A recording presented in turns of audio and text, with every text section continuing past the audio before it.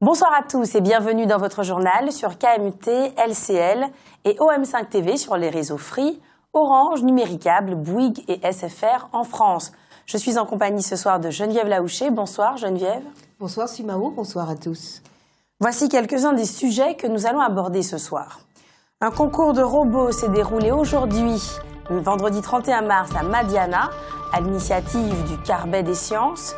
Le nombre d'agents a beaucoup augmenté ces dernières années dans la fonction publique territoriale, que ce soit en France hexagonale ou en Martinique. Peut-on voter en prison quand on n'est pas privé de ses droits civiques? Enfin, le lancement du Martinique Surf Pro aura lieu demain, samedi 1er avril.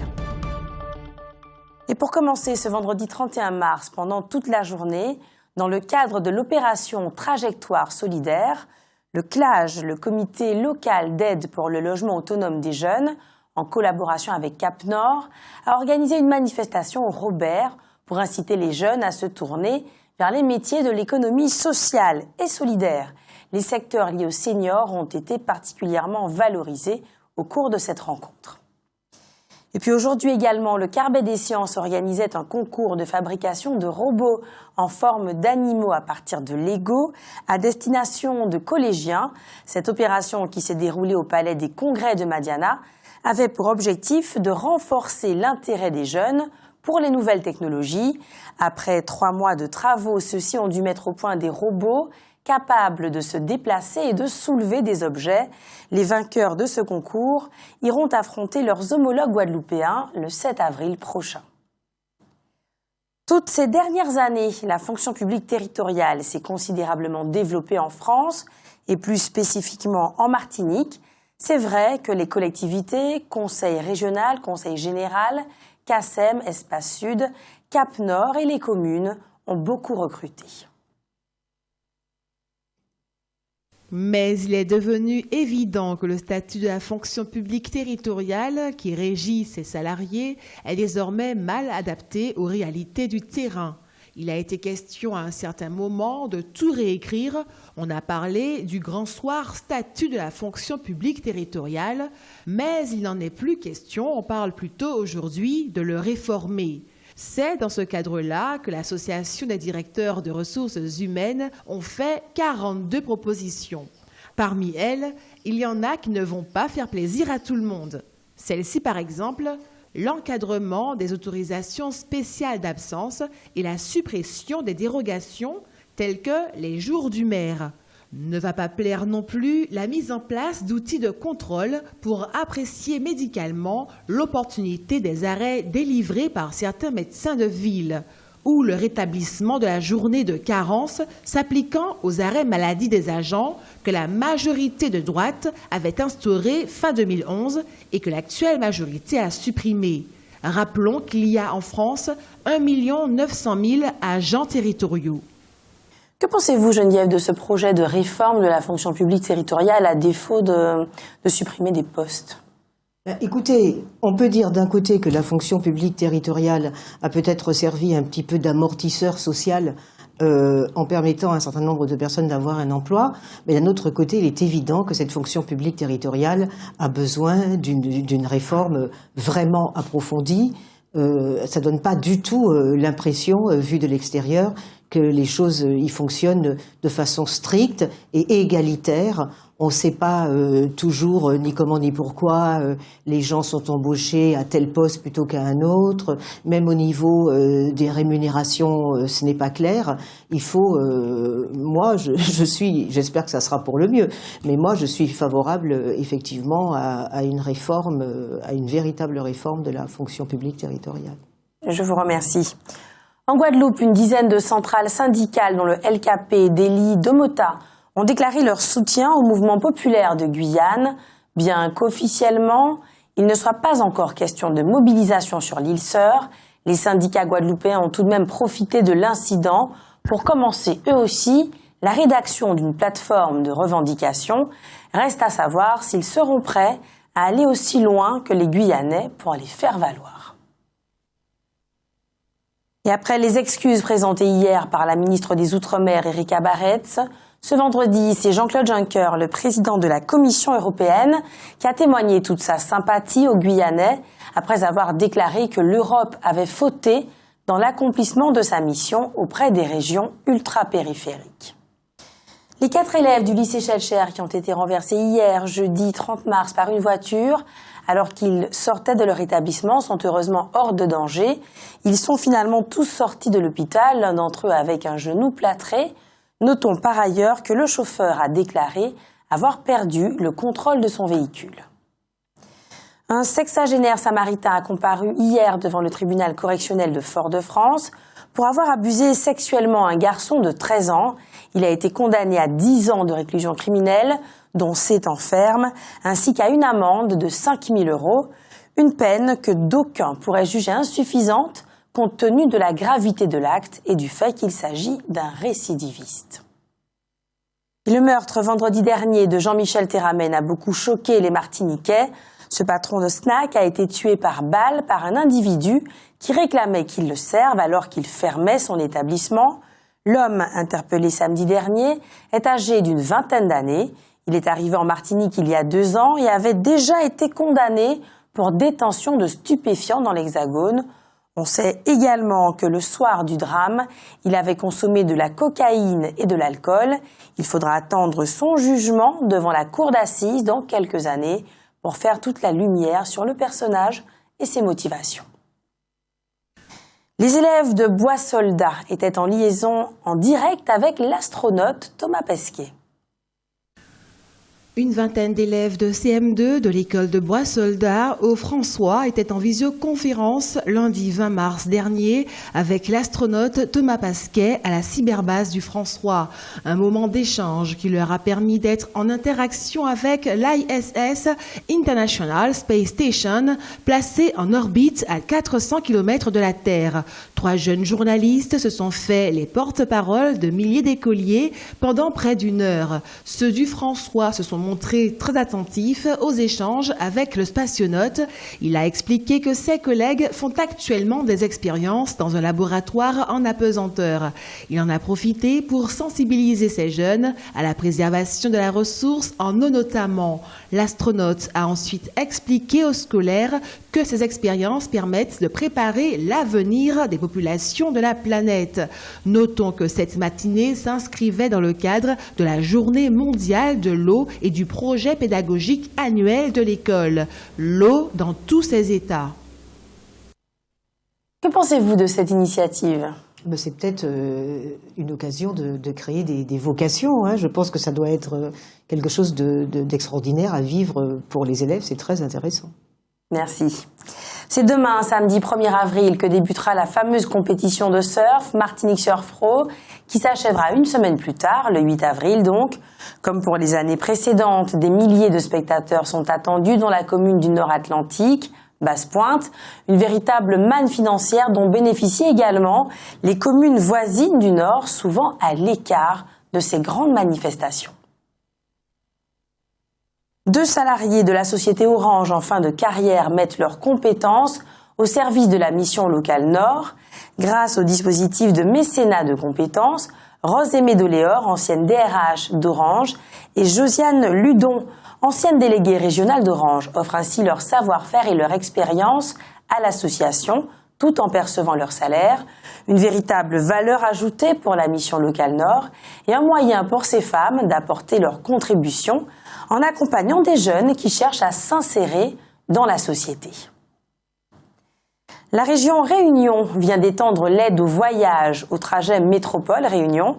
Cela permettra aux Réunionnais installés en France hexagonale de revenir périodiquement dans leur pays sans se ruiner. Cela existait déjà par le passé. L'ANT, qui prit la suite du Bumidum en 1982, avait instauré en faveur des domiens de l'Hexagone 2 dispositifs, les voyages vacances et les voyages familiaux à tarif réduit.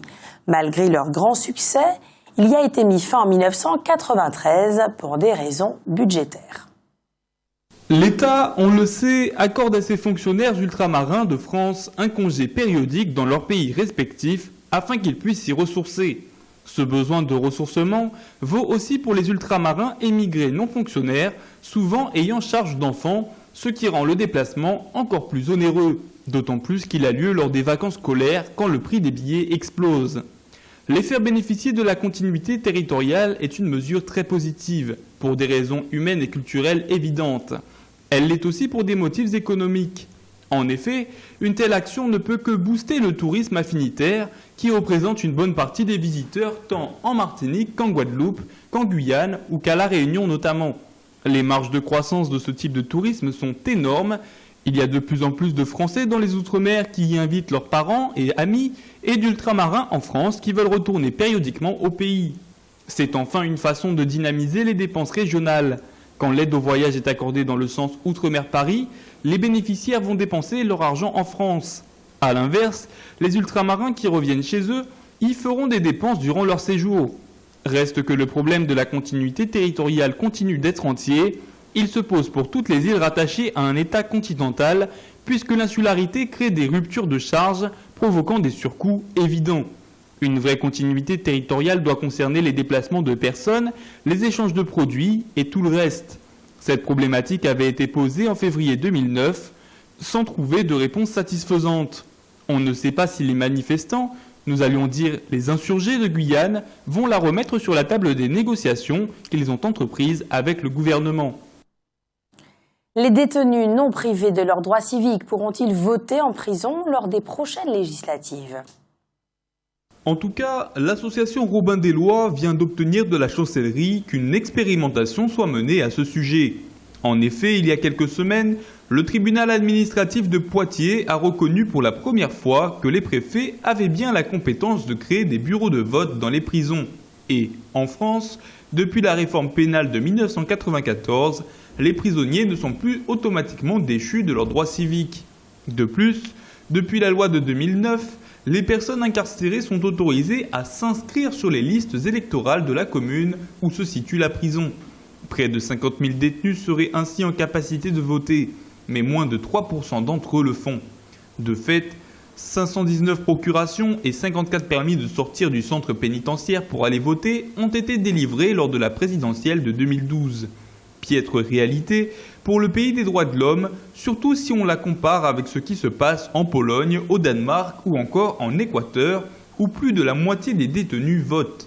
En France, donc, les autorités ont finalement décidé de mettre en place une expérimentation permettant de créer rapidement un bureau de vote dans une prison. Pour cette première fois, seuls les détenus déjà inscrits sur les listes électorales seraient concernés, c'est-à-dire très peu. D'où la nécessité dans l'avenir de mener un véritable travail d'éducation à la citoyenneté et au droit de vote à l'intérieur des murs de la prison.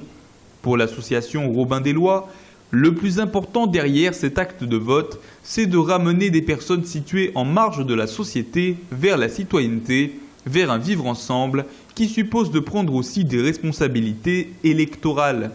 Évidemment, cela ne résoudrait pas tous les problèmes, notamment de radicalisation, mais c'est une petite pierre à l'édifice qu'il ne faut surtout pas négliger, conclut François Corbert, président de l'association. Pourquoi est-il important, selon vous, que les prisonniers restent des citoyens ? Bien parce que en fait, le phénomène d'exclusion comporte des éléments cumulatifs.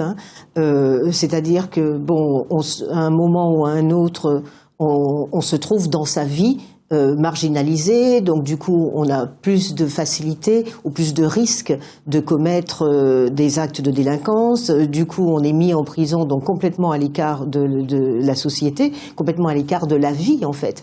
Et si on ne peut pas non plus voter, eh bien on finit par ne plus rien avoir de commun avec les autres citoyens.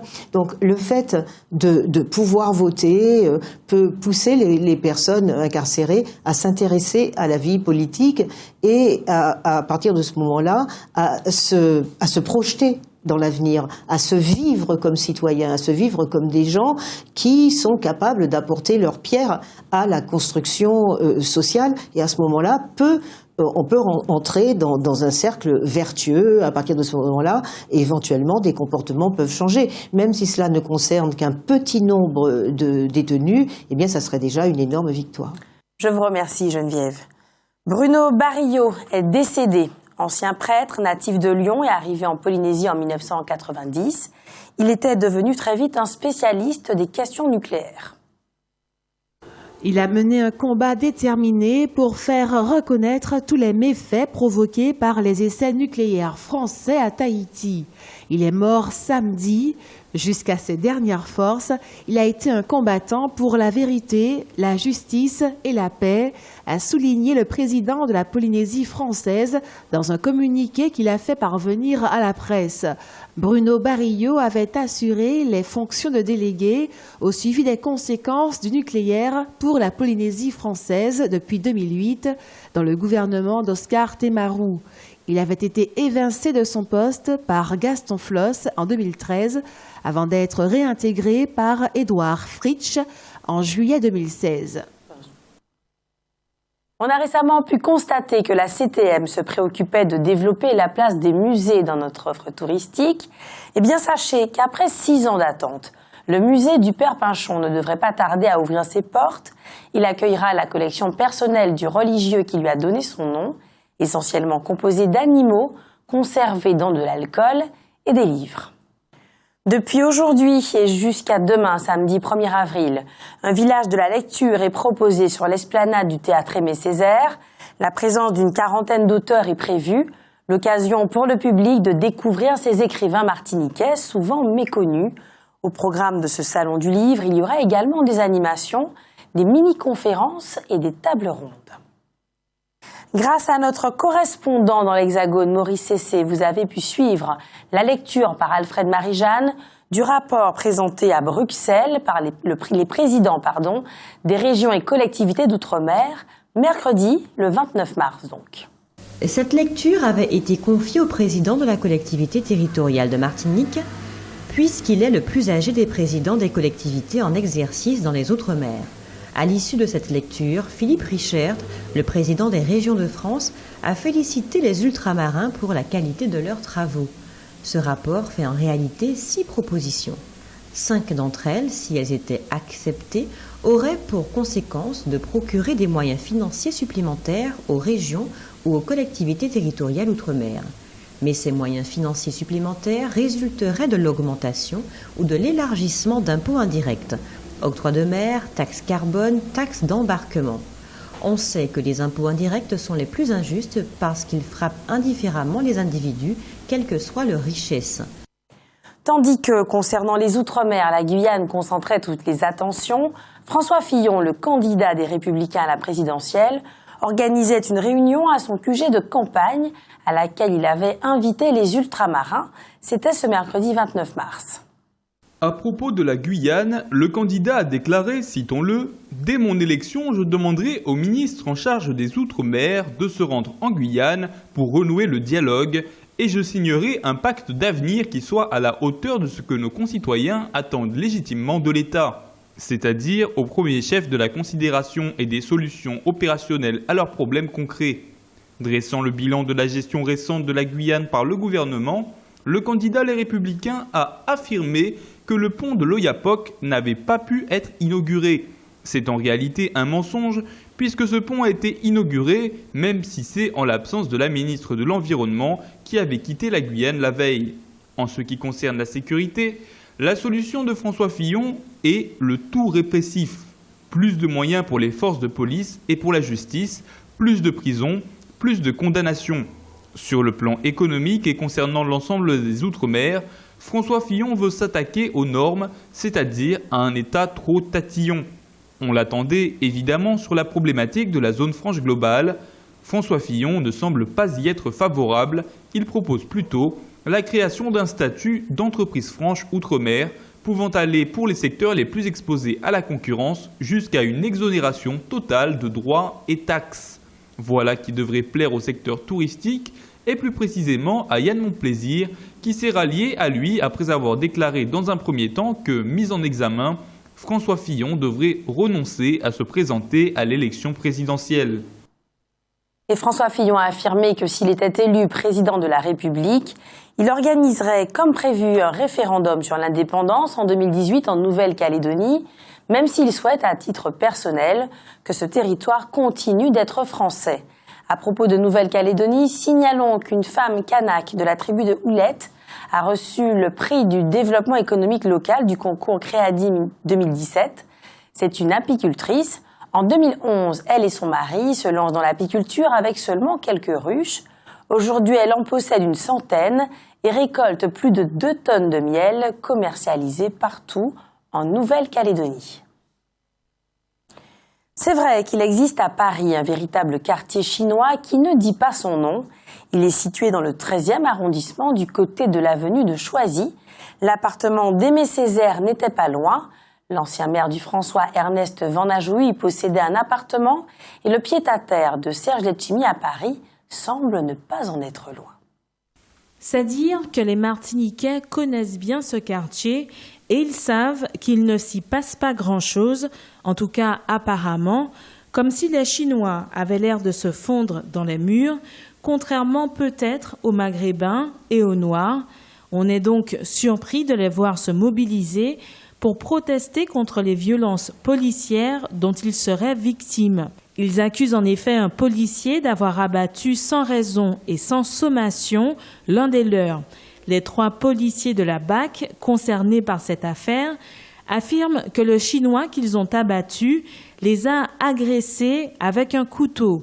La petite fille de celui-ci, témoin oculaire des faits, affirme que les policiers ont défoncé la porte de leur appartement alors qu'elle allait leur ouvrir, qu'ils se sont précipités à l'intérieur et qu'ils ont immédiatement tiré sans sommation sur son grand-père qui tenait un couteau à la main, tout simplement parce qu'il était en train d'écailler des poissons. La police des polices mène une enquête pour savoir qui dit la vérité, mais d'ores et déjà, le gouvernement chinois a accusé la France de ne pas suffisamment protéger ses ressortissants. C'est une accusation qui peut avoir de très sérieuses répercussions sur le plan économique, puisque, comme chacun sait, aujourd'hui Paris est une des principales destinations des riches touristes chinois. Si ces touristes-là tournaient le dos à la France, ce serait une perte financière considérable. Un commentaire, Geneviève ? Bon, il faut dire que les Chinois ont déjà commencé un petit peu à venir moins à Paris à cause des attentes à la clientèle asiatique, en général, a assez largement diminué. Et puis d'ailleurs, on sait que 2 millions de Chinois voyagent quand même chaque année vers la France. L'ambassadeur de Chine en France, Zhai Jun, était en Martinique pendant 48 heures. Il a notamment rencontré le préfet et les représentants de la collectivité territoriale de Martinique. Il a assuré que notre pays est une destination touristique de référence pour ses compatriotes. Il faut dire que la population chinoise est vieillissante, tout comme la nôtre. Peut-être est-ce là une opportunité de développer un tourisme de niche. Encore faudra-t-il que notre offre corresponde aux exigences de ces touristes qui, on le sait, accordent souvent une importance particulière au luxe. Et puis retour en Guyane, ce vendredi 31 mars, les ministres de l'Outre-mer et de l'Intérieur ont à nouveau rencontré les élus guyanais ainsi que 5 représentants de collectifs. À cette occasion, les politiques locaux, dont notamment le président de la collectivité territoriale, Rodolphe Alexandre, ont réaffirmé leur soutien au mouvement et à ses revendications. Par ailleurs, Erika Barretts a également rencontré une délégation des communautés amérindiennes et bushinangés qui lui ont présenté une vingtaine de demandes concernant le foncier, l'orpaillage illégal et l'accès à l'éducation et à la santé. Ils seraient repartis déçus. Passons au savoir et réfléchir de Roland Laouché.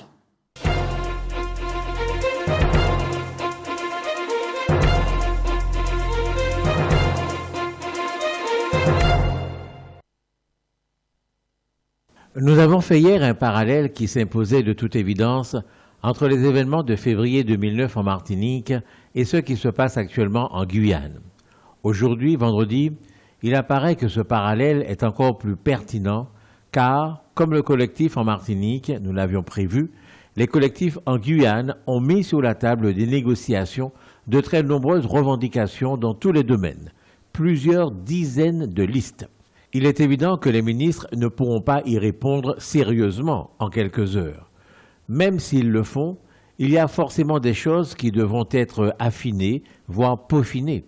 Il faudra donc probablement se donner d'autres rendez-vous et comme les ministres cette fois sont venus en Guyane, il est probable que les Guyanais accepteront à l'avenir de se rendre à Paris. On retombe alors dans la configuration des États généraux qu'avait mis sur pied Nicolas Sarkozy au lendemain des événements de février 2009. Beaucoup de commissions avaient alors été créées, mais en définitive, ces États généraux avaient simplement permis de vérifier ce que chacun sait, depuis qu'un homme célèbre l'a dit, lorsqu'on veut enterrer une affaire, on crée une commission. Et c'est ce qui s'est passé.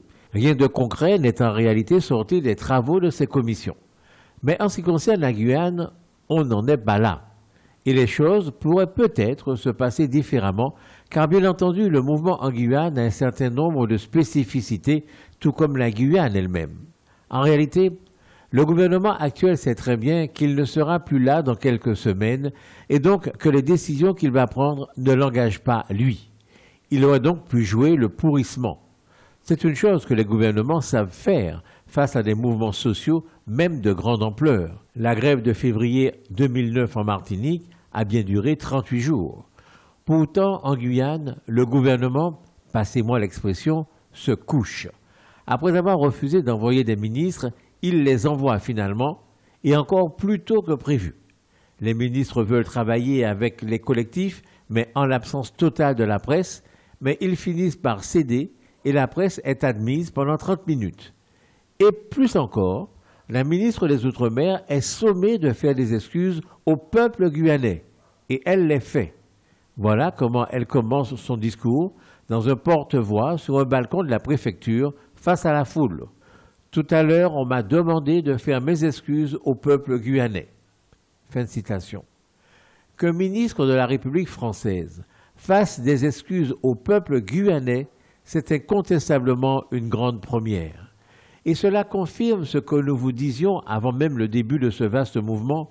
En Guyane, la France marche sur des œufs.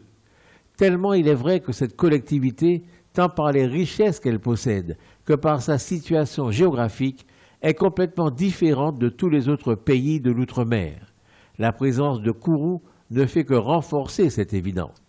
Les rapports humains, comme les rapports entre pays, sont souvent des rapports de force. Il n'est pas sûr que le rapport de force entre la France et la Guyane soit en faveur de la France aujourd'hui. Ce qui est sûr en tout cas, c'est qu'il faudra au gouvernement à venir mettre véritablement l'imagination au pouvoir pour préserver la Guyane des appétits de ses voisins. Déjà qu'il n'est pas facile à l'Hexagone, à la France, au gouvernement français, de protéger les frontières de Mayotte, qui n'est qu'une petite île. Comment la France pourra-t-elle sanctuariser un pays comme la Guyane, doté de milliers de kilomètres de frontières, traversant des montagnes, des fleuves, des forêts, sans compter des voisins, amicaux certes, mais qui ne verraient pas forcément de mauvais œil son départ de cette région du monde. L'exemple d'un pays relativement développé, si près de pays qui ont du mal à atteindre le même niveau de vie, est souvent gênant pour les dirigeants de ces pays. Nous aimons raconter l'histoire de ce Martiniquais qui avait monté une petite entreprise au Brésil et qui avait entrepris de payer correctement ses salariés. Il reçut un jour un petit cercueil en bois dans lequel il y avait un message où il était clairement écrit que s'il ne se conformait pas au salaire très bas qui était pratiqué dans le pays, c'est dans un cercueil qu'il allait devoir retourner chez lui en Martinique. Dans notre sujet santé ce soir, il est question des troubles du sommeil. Selon une enquête réalisée par l'Institut national du sommeil et de la vigilance, les Français dorment en moyenne 7h05 en semaine et 8h10 le week-end. Un quart déclare manquer de sommeil et un tiers souffrir d'insomnie. Cela risque encore de s'aggraver avec l'invasion des nouvelles technologies dans notre quotidien. Pourtant, difficile de s'en passer. 80% des étudiants et des salariés passent plus de 2 heures par jour sur leurs ordinateurs et 62% y consacrent au moins 4 heures et 80% des personnes interrogées utilisent leur ordinateur, téléphone portable, smartphone, tablette, le soir après le dîner, avant de dormir, et 40% s'en servent dans leur lit. Cette hyperconnexion a forcément des conséquences sur la qualité de notre sommeil.